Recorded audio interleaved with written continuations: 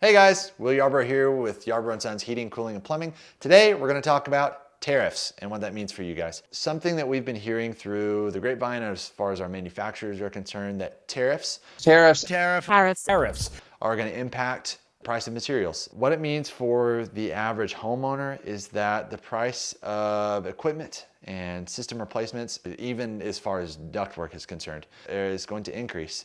Everything we've been hearing, there could be tariff increases from 5 to 20%. So that's a really big swing. It just kind of depends on what parts are being quoted and where it's coming from.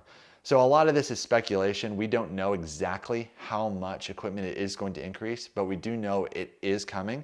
So if you or family or friends are on the fence as far as getting that system replacement, needing some work done on your HVAC, especially before the summer hits, now is a really good time. Call your local contractor. Call the companies that service your equipment, because this is the time to take advantage. Because a lot of these tariffs are going to hit here in the very near future.